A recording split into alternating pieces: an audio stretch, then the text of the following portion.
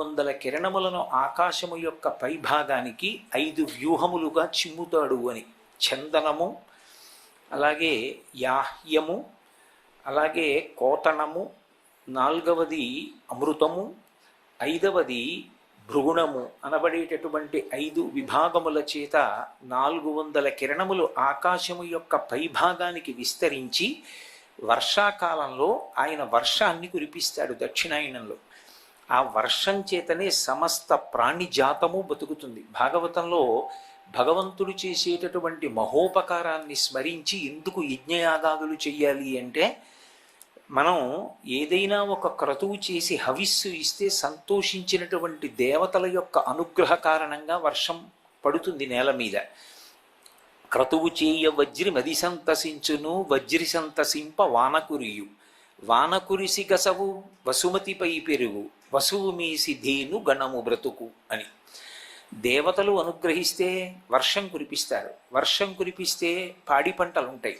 పాడి పంటలుంటే శం ద్విపదే శం చతుష్పదే అంటుంది వేదం. 4 కాళ్ళున్నవి 2 కాళ్ళ ఉన్నటువంటి జీవులు కూడా కడుపు నిండా పదార్థాన్ని స్వీకరించి సుఖ సంతోషాలతో ఉంటారు. దానికి ఆధారం ఏది అంటే వర్షం. ఆ వర్షాన్ని 5 రకములైనటువంటి విభాగములతో కూడుకున్న 400 కిరణముల చేత మేఘములను ఉత్పాదన చేసి వర్షాన్ని కురిపించి లోకములను కాపాడేటటువంటి స్వరూపమున్నటువంటి వాడు సూర్యనారాయణమూర్తి. ఆయనయే సృష్టికర్త. ఎందుచేత అంటే, ఒక మామిడి టెంక, ఓ సీతాఫలం గింజ, ఓ సపోటా గింజ భూమిలో పడిపోయి ఉన్నాయనుకోండి, ఏది అన్నది తెలియదు. కానీ అదే వర్ష బిందువు తగలగాని అందులోంచి అంకురం పైకొస్తుంది. పైకొచ్చి ఇది సీతాఫలం చెట్టు, ఇది మామిడి చెట్టు, ఇది సపోటా చెట్టు అని తెలుస్తుంది. నామరూపాత్మకమైనటువంటి ప్రపంచము పరిఢవిల్లేది దేనివల్ల అంటే వర్ష బిందువు యొక్క స్పర్శ చేత. ఆ వర్ష బిందువు లేకపోతే అసలు ఉత్పత్తి లేదు. కాబట్టి మహోపకారం చేసేటటువంటి సృష్టికర్త ఆయనే, స్థితికర్త ఆయనే, ప్రళయకర్త ఆయనే. మీతో నేను మనవి చేసి ఉన్నాను, 300 కిరణముల చేత మంచుని సృష్టిస్తాడు. ఎందుకు మంచుని సృష్టించడము అంటే, ఆ మంచు ఏర్పడినటువంటి కాలంలో ఋతువు మారుతుంది. శరదృతువు, హేమంత ఋతువు వస్తాయి. ఆ 2 ఋతువుల యందు మళ్ళీ ప్రారంభకాలమైనటువంటి వసంత ఋతువు యందు సూర్యుని యొక్క కిరణముల ప్రకాశాన్ని దృష్టిలో పెట్టుకుని యమధర్మరాజు గారి యొక్క 2 కోరలలో ఒక్కొక్క కోర బయట పెడతాడు. వసంత ఋతువులో ఒక కోర పైకి వస్తుంది, శరదృతువులో ఒక కోర పైకి వస్తుంది. ఈ 2 కోరలు పైకి వచ్చినటువంటి సమయంలో విశేషమైనటువంటి జననష్టం జరుగుతుంది. యథార్థానికి అలా జననష్టం జరగనటువంటి పరమ భద్రతతో కూడుకున్న కాలం ఇది అంటే గ్రీష్మ ఋతువు.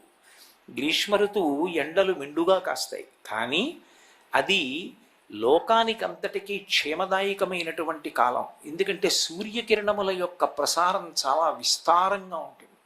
అందుకే ఆయన ఆ కిరణములను వశ్యము, మేష్యము, శైష్యము, అలాగే హరాదినము అని 4 రకములైన విభాగంతో 300 కిరణములను మంచు సృష్టి చేయడానికి వినియోగిస్తాడు.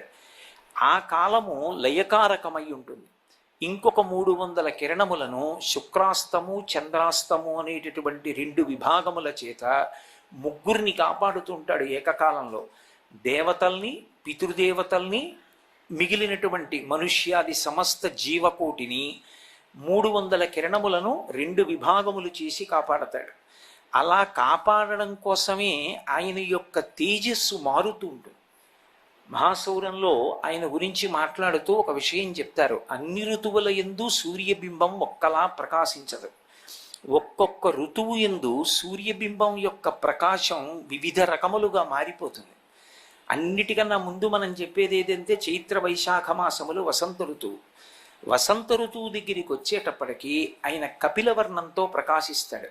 కపిలవర్ణము అంటే చాలామంది నల్లటి రంగు అని అనుకుంటూ ఉంటారు.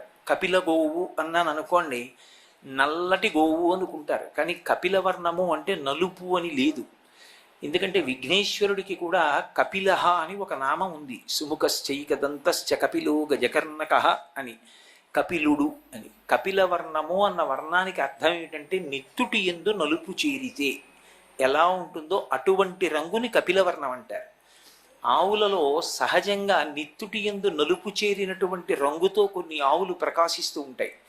అటువంటి ఆవుల్ని కపిల గోవులని పిలుస్తారు. ఆ కపిల గోవు ఏర్పడడానికి కారణం ఒకానొకప్పుడు పరమశివుని యొక్క నేత్రముల నుండి దృష్టిపాతము కొన్ని ఆవుల మీద పడింది. అప్పుడు అవి అటువంటి రంగు సంతరించుకున్నాయి. అందుకే మళ్ళీ గోవుల యందు కపిల గోవుకి విశేష ప్రాధాన్యత. అటువంటి కపిలవర్ణంలో వసంత ఋతువులో ప్రకాశిస్తాడు. వసంత ఋతువు చైత్ర వైశాఖ మాసములు. వసంత ఋతువు యందు కూడా యమదంస్ట్ర బయటికి వస్తుంది, ఒక కూర పైకి వస్తుంది. కానీ కపిలవర్ణంతో ప్రకాశించేటటువంటి సూర్యుడు వసంత ఋతువు యందు ఉండగా ఉత్తరాయణ పుణ్యకాలం నడుస్తుంది. ఉత్తరాయణ పుణ్యకాలం నడుస్తూ వనములన్నీ కూడా అపారమైనటువంటి శోభతో ఉండే కాలం వసంత ఋతువే. అందుకే రామాయణంలో కూడా చైత్ర శ్రీమాన్ ఇయం మాస పుణ్య పుష్పితకానన యవ్వరాజ్యాయ రామస్య సర్వం మే ఓపకల్ప్యతాం అంటారు. అన్నిటికన్నా విశేషం ఏమిటంటే చైత్ర వైశాఖ మాసములకు సంస్కృతంలో మధుమాసము మాధవ మాసము అని పేర్లు. ఈ రెండు మాసములలో పుట్టినటువంటి వాళ్ళు మహాపురుషులు. మనకి అసలు మానవ జాతిని నడిపించగలిగినటువంటి మహాపురుషులందరూ కూడా చైత్ర వైశాఖ మాసాల్లోనే పుట్టారు. చైత్రమాస శుక్లపక్ష నవమి నాడు అసలు మనుష్యుడు ఎలా బ్రతకాలో, ధర్మాన్ని ఎలా అనుష్ఠించాలో నేర్పి చూపించినటువంటి రామచంద్ర ప్రభువు పుట్టారు. వైశాఖ మాసంలో శుక్లపక్ష పంచమి నాడు లోకానికంతటికీ భక్తి జ్ఞాన వైరాగ్యాలు నేర్పినటువంటి వాడు సాక్షాత్ కైలాస శంకరుడే కాలడి శంకరుడిగా అవతరించినటువంటి శంకర భగవత్పాదుల యొక్క జయంతి. ఇద్దరి మాటలు కూడా మధుర మధురములై ఉంటాయి. ఇద్దరి యొక్క జీవితాలు కూడా సువాసన భరితములై ఉంటాయి. మామిడి పండు మల్లె పువ్వు వచ్చేటటువంటి కాలం మధుమాసం మాధవ మాసం. అటువంటి వసంత ఋతువు పరమ పవిత్రమైనటువంటి కాలము అని శాస్త్ర నిర్ణయం.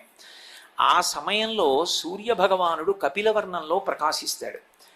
ఆ చైత్ర వైశాఖ మాసములు అయిపోయిన తరువాత వచ్చేవి జ్యేష్ఠ ఆషాఢ మాసములు. ఇవి రెండు గ్రీష్మ ఋతువుతో ఉంటాయి. గ్రీష్మ ఋతువు నడుస్తుండగా